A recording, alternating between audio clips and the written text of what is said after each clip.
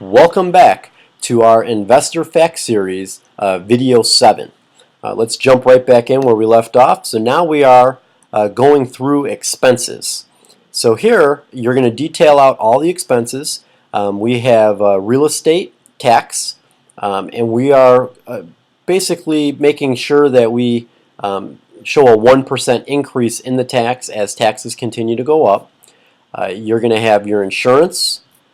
Scavenger, that's your waste, garbage removal, repairs and maintenance, utilities. Now in this area here, it's not just gas for heating.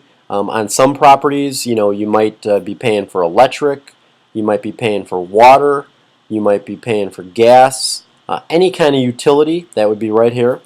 Your other operating expenses, that goes in this section.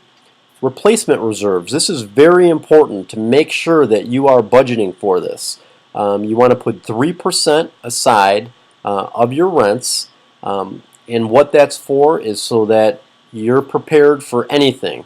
If something major like a roof, something happens, you have money put aside for repairs, above and beyond repairs, and being able to replace stuff.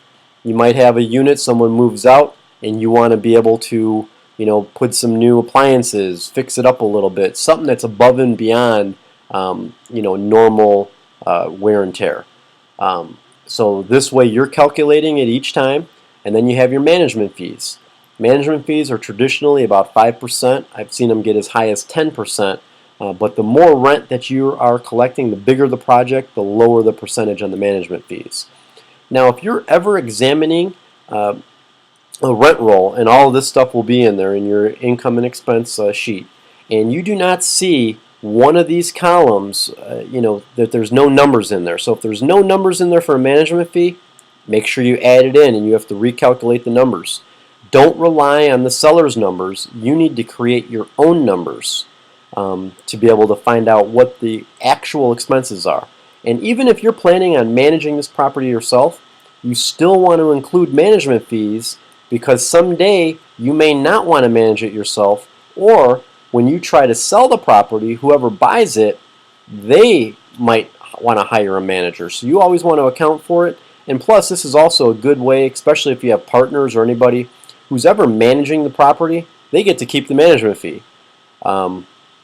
And always make sure, like I said, that you have replacement costs in there, but make sure every single column is filled out, and, if the seller left it blank. Now right here we're going through our operating expense ratio. You want this to be below 50%, and in this case it's only 38.9%, and by year 5 we're down to 34%. So what that means is you're taking your total rental, your total operating income, and you're finding out what percentage are these expenses from that income. So like I said, anything below 50% is great. In this particular project, we're at 38.9. And then you have your net operating income. That is going to be your total operating income, which is all the rents, other income, minus your operating expenses. So now you have your net operating income. This is the income before you pay mortgages and your debt on the property. So this way you kind of have an idea.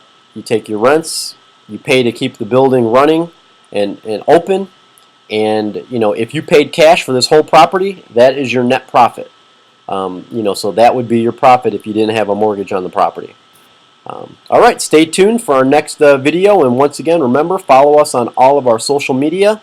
And hopefully we will get together and make money together. But keep watching, and I hope you're learning some really good stuff. And by the way, this is a great opportunity, this investment. So definitely we'd look to see you get involved with us on it. So have a great day, and I'll see you in the next video.